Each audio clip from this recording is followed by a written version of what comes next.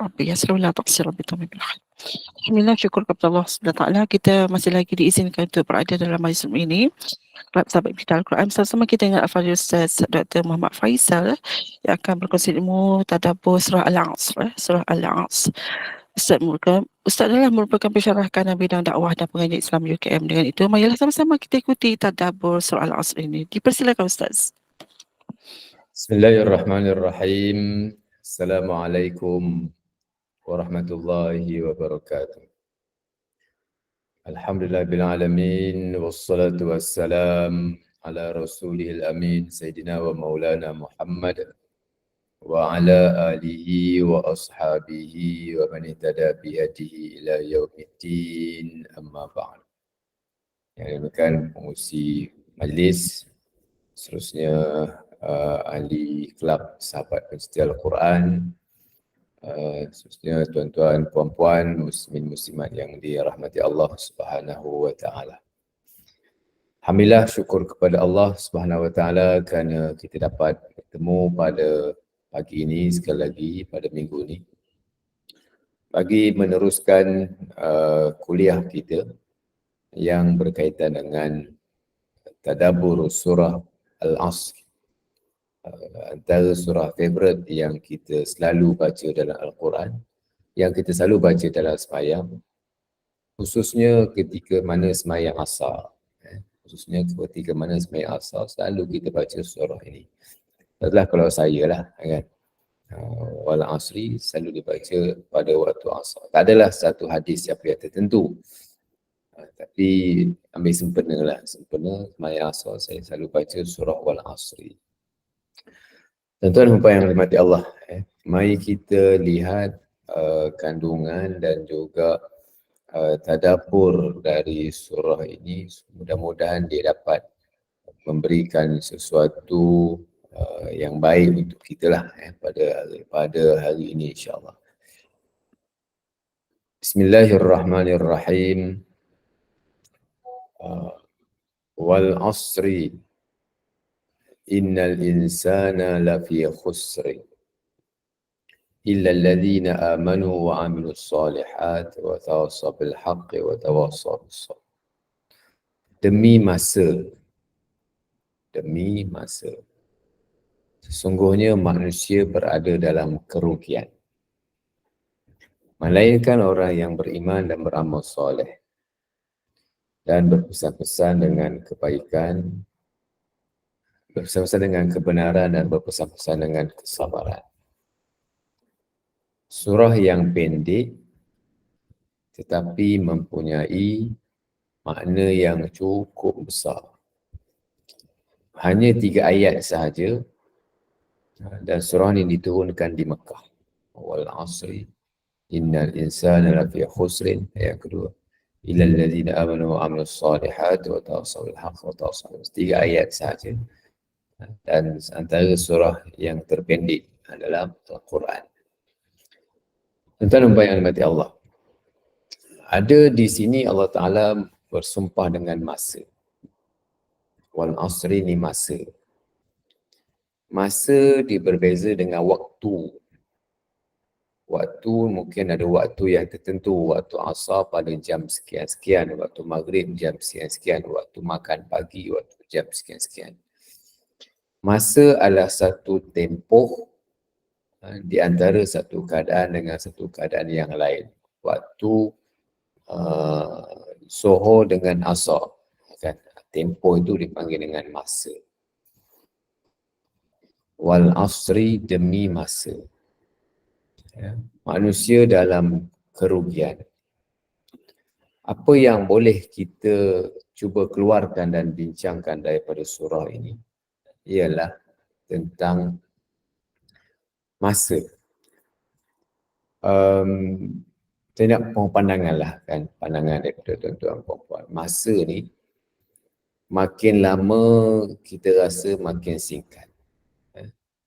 Masa makin lama makin singkat. Kalau kita pergi balik kampung ataupun nak pergi mana-mana, kita rasa lama je nak sampai.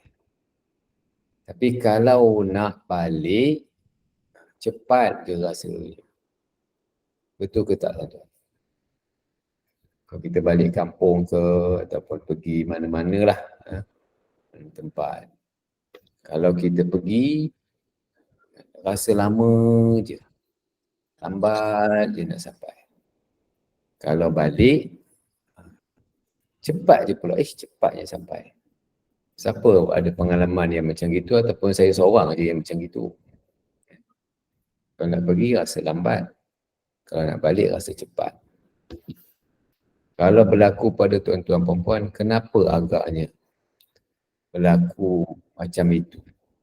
Pergi rasa lambat, balik rasa cepat. Ada siapa-siapa yang rasa macam itu? Rasa cepat je. Okey. Ramai tak yang rasa macam itu kan? Pergi rasa lambat, balik rasa cepat. Betul Ustaz, kadang-kadang memang macam tu Ustaz kan. Setiap kali keluar, balik kampung ke apa kan, lambat je rasa nak sampai. Bila balik, tiba-tiba dah sampai dah. Itulah lajunya masa. Jarak sama. Jarak sama je kan. Itulah. Jarak sama. Jalan sama. Tapi kenapa rasa lambat dan sebab tu rasa cepat. Siapa yang tak ada rasa macam itu mungkin tak normal ke macam mana ke? Sebab biasa-biasanya macam itulah kan.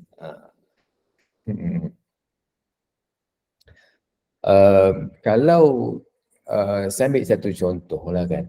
Contoh. Kalau menunggu, kita rasa lama ke rasa cepat? Kalau menunggu lama sangat Ustaz, lamanya tunggu ni. Betul-betul. Kalau menunggu kan. Tapi kalau kita yang ditunggu, kita rasa kita lah yang cepat. Kita balik. Tunggu orang dekat tol. Kita tunggulah sama-sama tunggu kat tol. 5 minit je menunggu. Rasa lama sangat lah korang ni. Nak gerak nak apa, kita menunggu tu rasa dah lama. Maknanya, apa maknanya kat sini kan? Maknanya kalau kita menanti, kalau kita menunggu, kalau kita tercari-cari, ternanti-nanti, kita akan rasa lama. Masa tak ada orang, kita duduk menung seorang-seorang. Kita akan rasa berjarum, jam tu yang bergerak tu satu. Lamanya kan. Tapi kalaulah kita gunakan masa itu, ataupun kalau kita banyak benda tu berlaku dalam episod hidup kita, maka benda tu akan rasa cepat. Contohnya, orang duduk depan telefon, depan Facebook, depan IG ke apa kan. Bila dia duduk depan IG, macam-macam dia tengok. Macam-macam. Tak sedar. Dah setengah jam dah. Rasa baru macam 5 minit je. Kan? Tapi kalau dia duduk menung, rasa lama. So, apa yang boleh kita simpulkan kat sini? Kalau kita mengisi masa dengan benda yang berfaedah, maka kita berjaya memanfaatkan masa dan masa ini kita gunakan dengan baik. Tapi kalau kita tidak memanfaatkan masa menunggu, maka dia akan terbuang dan begitu sahaja. Itu yang pertama. Yang kedua, apa yang boleh saya keluarkan daripada ataupun kita tadaburkan surah ini ialah masa ini tuan-tuan dia berbeza-beza mengikut orang. Berkat masa ni, kalau tanya pada saya lah, dia berbeza mengikut orang. Pasal apa berbeza mengikut orang? Kan masa tu sama, dia 24 jam, seminggu 7 hari, sebulan 30 hari, setahun 365 hari, kan sama je pada semua orang. Tapi percayalah tuan-tuan, dia tak sama. Tidak sama antara orang ke orang. Siapa tak sama? Sebab kualiti masa cara dia menggunakan masa itu tidak sama. Cara dia menggunakan masa tidak sama. Sebagai contoh, bagi masa yang penuh dengan keberkatan, bagi seseorang yang mempunyai masa yang berkat, kalau kita tengok ulama dululah contohlah kan, kalau kita ni tak tahu kita nak contohkan kan. Kita tengok ulama dulu, usia 45 tahun, kan, banyak kitab yang dia karang. Tulis bukan tulis pakai pen macam kita ada ni. Juga bukan tulis pakai komputer. Kalau tulis pakai komputer boleh tesis apa semua ni tak kisahlah kan. Dia pakai tangan. Nah, tapi punyalah ramai. So macam mana kita nak katakan ataupun nak simpulkan sebenarnya jauh kualiti masa antara mereka mungkin dengan kita. Itu kalau kita bandingkan antara kita dengan ulama dululah, jauh lah. Okeylah, itu dengan orang-orang yang mungkin berada di tempat kerja. Contoh, tempat kerja. Ada orang di tempat kerja, dia boleh buat macam-macam yang dia boleh buat. Kita pun tak faham. Sama je macam kita. Kita dengan dia sama je. Tapi macam-macam dia boleh buat.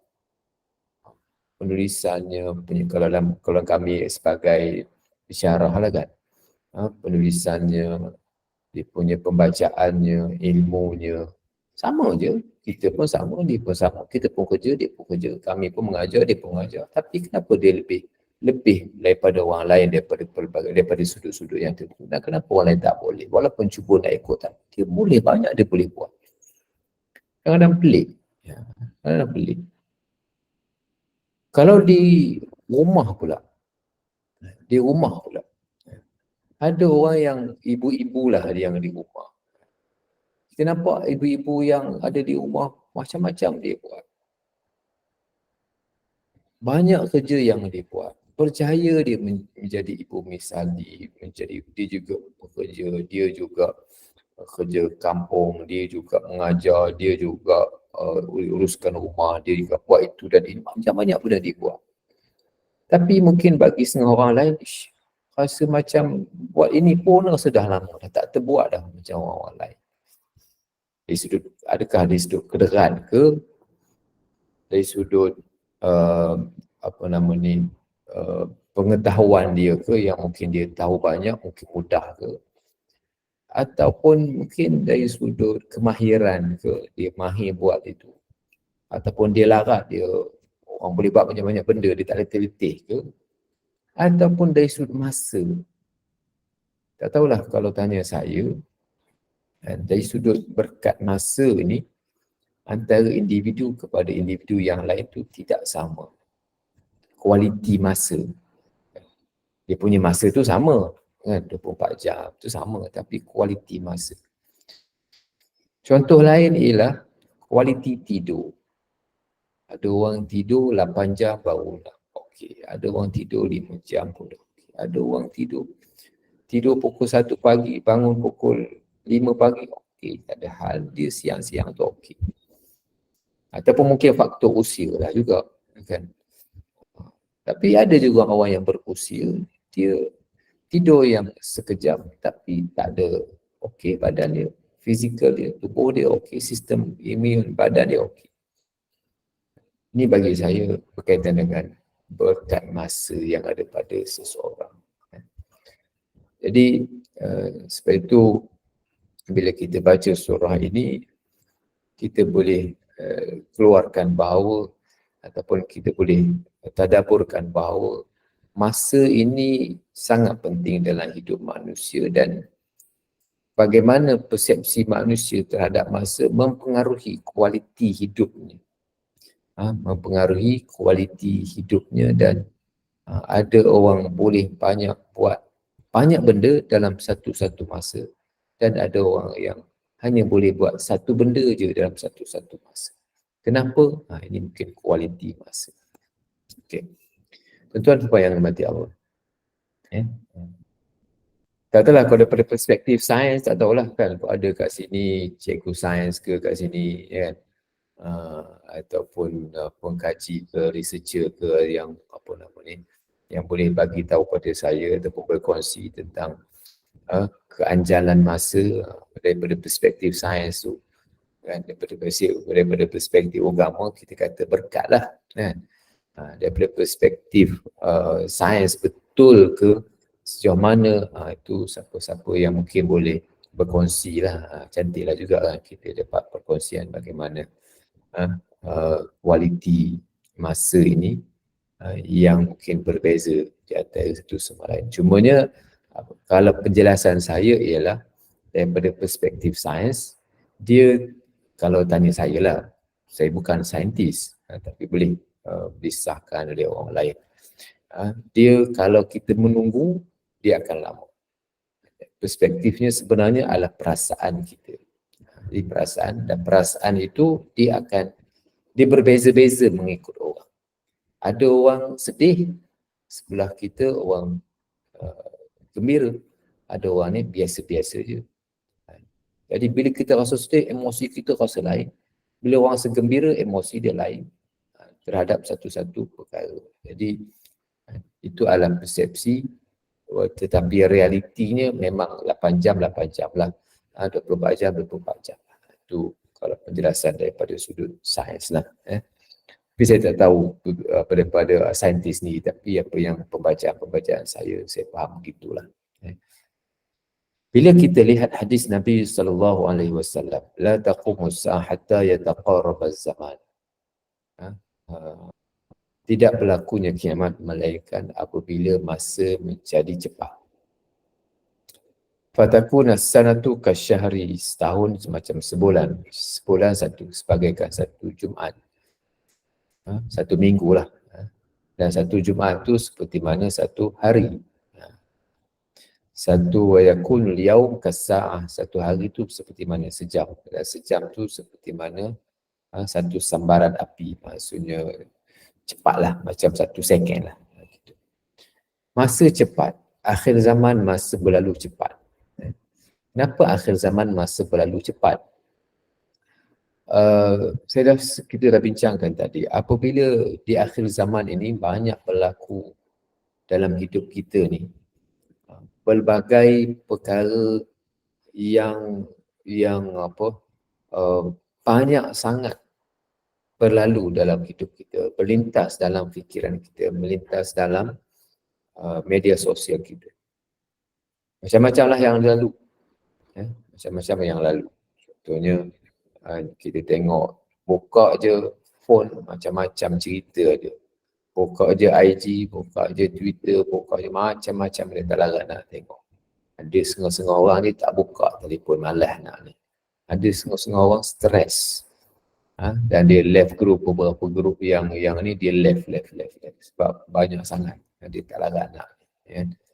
Dia macam-macam cerita. Kerana bila banyak benda dia akan cepat. So persepsi dia akan rasa cepat dan dia rasa tak dia akan rasa masa yang sekejap, tak lama bila dia ikuti satu-satu masa. Berbanding dengan orang dulu yang kita lihat mungkin banyak benda yang dia boleh, ataupun mungkinlah pengalaman tuan-tuan perempuan yang ada satu-satu masa, satu petang, kan, satu pagi, banyak benda boleh buat, macam-macam ni buat.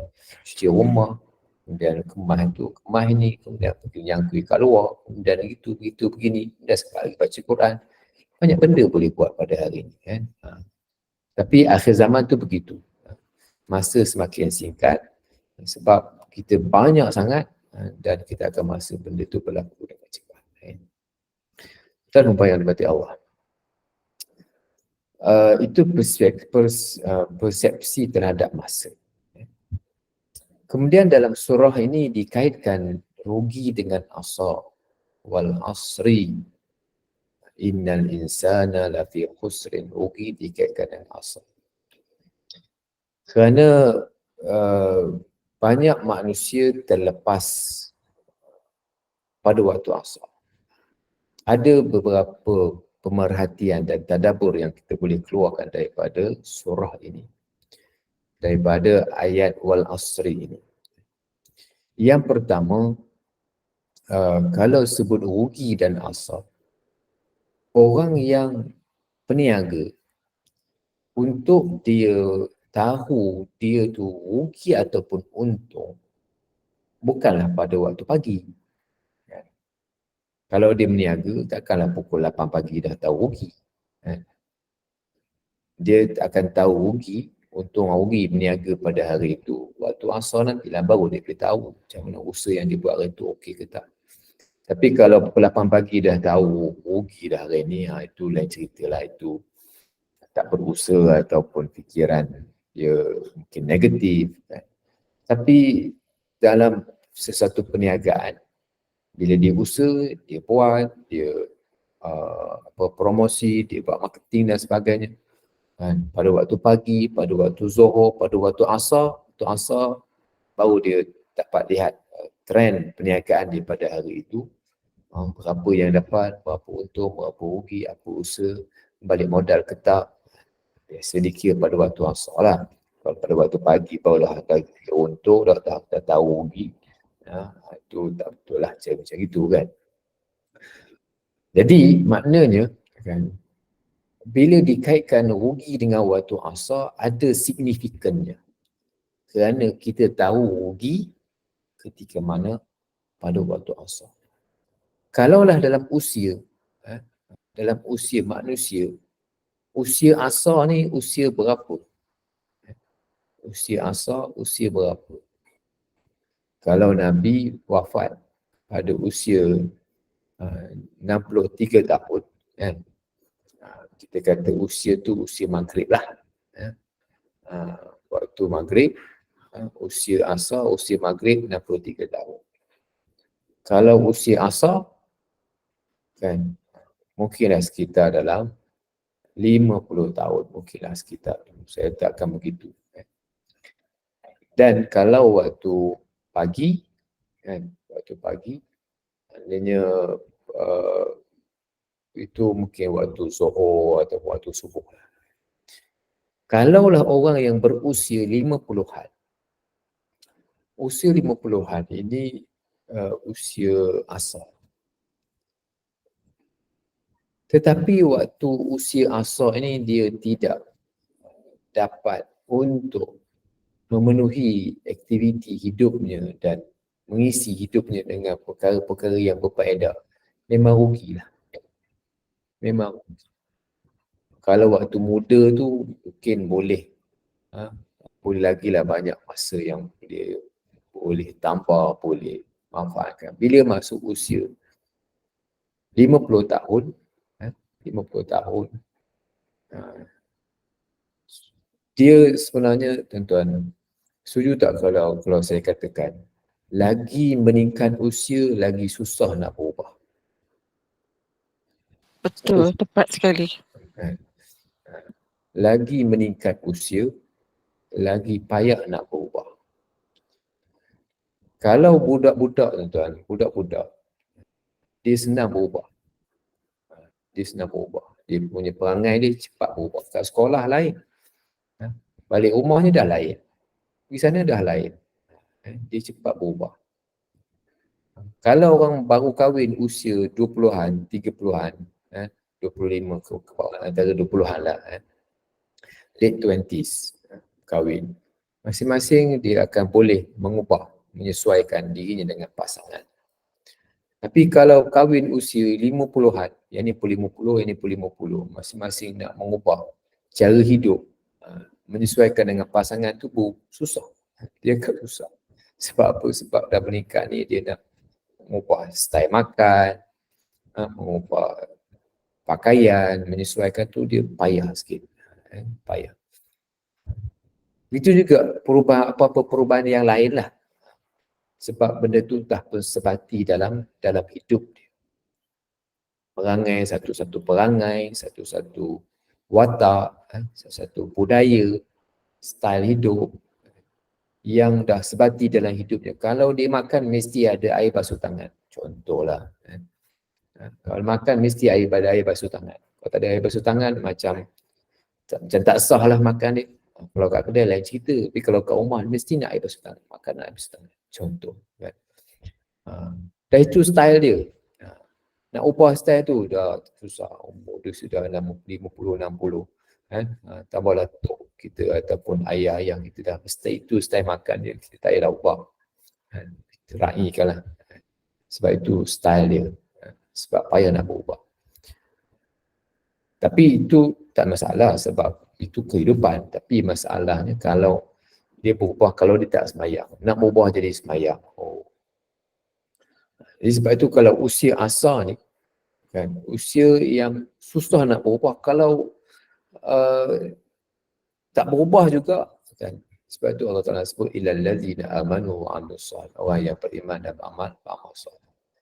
Tapi kalau nak bagi berubah tu, banyaklah benda yang dia kena sedia mengubah fikiran dia, mengubah persepsi tentang hidup, mengubah budaya. Itu sebenarnya tak mudah bagi mereka-mereka yang usia asal. Usia asal. Tapi kalau usia-usia yang muda, kan, 20, 30, lebih mudah sebenarnya. Dengan kata lain, lebih muda lebih mudah, lebih tua lebih payah. Itulah ceritanya kan. Lebih tua lebih susah, lebih muda lebih mudah. Jadi bila dah tua, kan, masih lagi tak berubah, payah. Yang melainkan orang yang beriman dan beramal soleh. Maknanya bagus, kan, berpesan-pesan dengan kebenaran, itu alhamdulillah bagus. Tapi kalau usia asar ni masih lagi buat perangai yang tak elok, kan, usia asar ni masih lagi macam-macam lah, kan. Sebab itu orang sebut, ini bukan hadis lah, kan, hidup bermula dengan usia 40, life became from 40. Saya tak tahulah apa tafsirannya, kan. Tapi kalau kita lihat Nabi-Nabi dan Rasul banyak diutuskan dalam usia yang 40. Banyak pun ada yang berkaitan dengan 40. Nabi Musa pun semua berkaitan dengan 40. Kita Muhammad 40. Mungkin usia kematangan dalam satu-satu kehidupan seseorang itu dengan usia. Bila usia 40. Bila dah masuk usia 50, dah sebati, nak ubah tu susahlah sikit. Tapi apapun benda ni, kalau benda tu tak elok, perlu berubah. Perlu berubah. Dan perlu melakukan sesuatu supaya dapat mengubah dirinya kepada perubahan yang lebih baik. Alhamdulillah tuan-tuan, bila adanya macam kelab sahabat pencinta Al-Quran dalam usia yang mungkin berusia lah, kan, yang mungkin dah pencen, dah, kan, sanggup untuk bersama-sama dalam platform maya itu, kan, mengisi masa dengan aktiviti-aktiviti yang baik. Kita, kan, melapangkan masa, mengubah gaya hidup kita, melapangkan masa. Ini pun tak mudah sebenarnya, kan. Ada orang tak boleh, dia cucu lah, nak itulah, nak inilah, kan. Dan ada orang yang percaya melapangkan masa dengan benda-benda yang seperti ini. Dan apabila kita tak isi dengan benda-benda yang baik seperti ini, maka dia akan isi dengan benda-benda yang lain. Isi dengan pergi buka fikir ke, isi pergi dah apa-apa lah, kan, layan telefilm ke, kan, layan drama ke, satu, kan. Jadi dia akan isi dengan benda-benda yang lain sebab hidup manusia perlu diisi dengan sesuatu aktiviti. Dan kalau tak diisi, kata kitab apa nama ni, la tahzan, kan, dia akan bagaikan pisau yang tajam yang boleh memotong kehidupan seseorang. Jadi isilah masa yang baik dan sedarlah. Saya teringat kepada pesan mak saya, kan. Masa kecil-kecil tu kami pun, saya pun bukanlah bagus sangat, kan. Masa kecil-kecil tu maklumlah budak-budak, kan, semayang subuh, semayang apa. Dia pesan, dia kata habis subuh ni, habislah masa. Maksudnya subuh hari ni 27 Disember. Hari ni 27 Disember. Lepas subuh ni tak adalah subuh lah, 27 Disember ni habislah. esok akan ada 27 juga, tapi 27 esok bukan 27 Disember, tetapi 28 Disember. Subuh 27 Disember hanya akan datang sekali sahaja dalam hidup. Sekali sahaja datang dalam hidup. Habis ni habis, dah tak ada dah lagi 27 Disember 2023. Tahun depan ada 27 Disember tapi 2024. Tapi tak ada tidak tu wallahu a'lam. Maka masa yang berlalu dia akan berlalu. Dan bagaimana kita memanfaatkan masa itu supaya dia menjadi bernilai untuk kita. Kan? Kalau kita tak gunakan dengan baik, habis. Dan masa itu akan berlalu begitu sahaja. Dan rugi sebenarnya bagi mereka yang tak ada apa-apa nak buat. Tak ada apa-apa nak buat. Tak tahu nak buat apa. No, tak ada buat. Dah mandi, tak ketahuan. Carilah aktiviti, benda-benda yang boleh mengisi masa.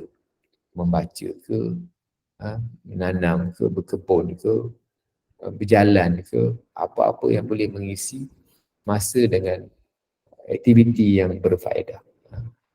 Kalau boleh buat untung, boleh buat berniaga, boleh buat perkara, lebih bagus. Kan? Kalau boleh baca Quran pun bagus.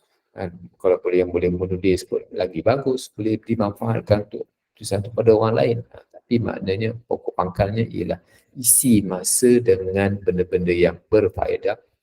Kerana masa itulah yang akan menjadikan kita ni orang yang baik dan tak tergolong dalam kalangan orang yang rugi. Dalam Al-Quran, dalam juzuk Amma ada 3 ayat yang berkaitan dengan manusia. Innal insana lafi khusrin, innal insana la yatgha, innal insana li rabbihi lakanud. Ada 3 ayat dalam juzuk Amma. Ini 3 ayat yang berkaitan dengan kelemahan manusia. Innal insana la yatgha, innal insana li rabbihi lakanud dalam surah Al-Adiyat. Dan yang ketiga ialah innal insana lafi khusrin. Jadi tuan-tuan dan puan Allah, itu yang dapat saya kongsikan. Dan saya nak respon sikit pengisian untuk ibadah saja bila dah pencen Kak Noh ya. Kak Noh bagi saya lah Kak Noh. Ibadah ni kita bukan semayang saja, tapi tidur boleh jadi ibadah. Saya setuju pengisian hidup kita bukan sekadar selepas pencen. Hidup kita sebelum pencen pun kena isi dengan benda-benda yang berfaedah, benda-benda yang bersifat ibadah. Contohnya tidur. Tidur orang yang ada ilmu, ibadah. Tidur orang yang tak ada ilmu, tidur dapat air liur yang macam biasa je. Tidur orang yang ada ilmu, dua sebelah ni tidur, yang ni pun tidur, yang ni pun tidur. Tidur orang yang ada ilmu, dia tidur sama je macam orang sekolah. Tapi dia tidur dengan niat dia nak bangun malam, dengan niat nak pergi sembahyang subuh awal, dengan niat dia nak bagi sihat, nak buat benda baik, ada doanya apa semua. Tidur ibadah. 7 jam, 5 jam tidur, 5 jam ibadah. Kan? Ada sebelah orang ni tidur saja. Habis 7 jam, 6 jam, habis begitu sahaja. Rugi ke tak rugi? Rugi. Rugi. Jadi kita kerja, saya kerja. Kan? Saya kerja, mengajar ke apa ke. Kan?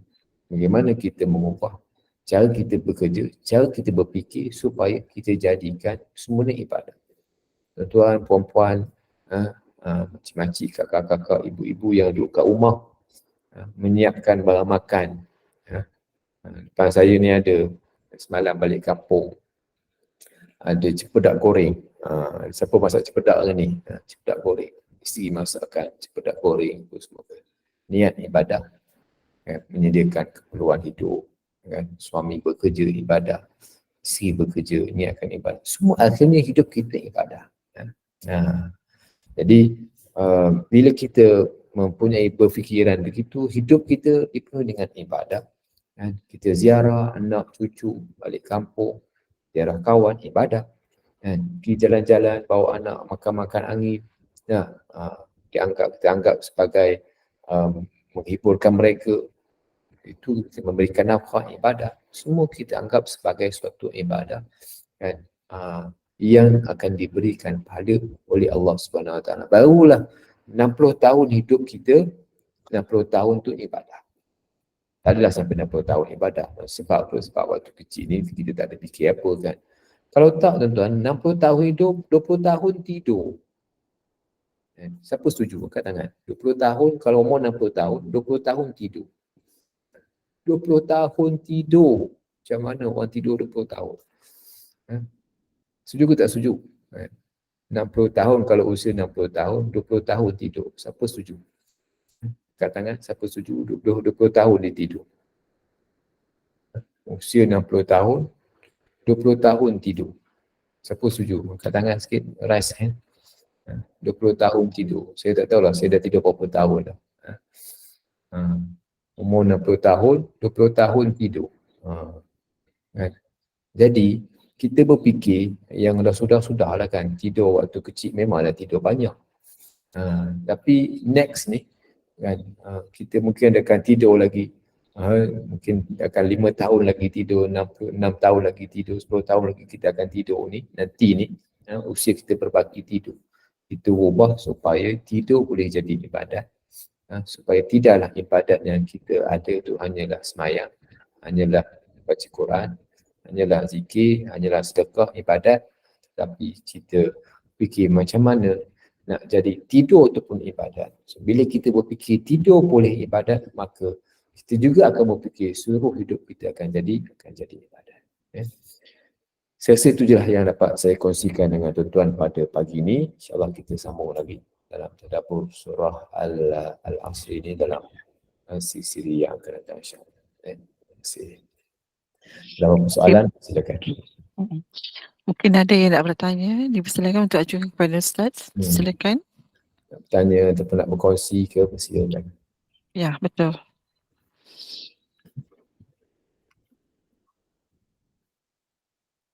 Tak ada apa-apa.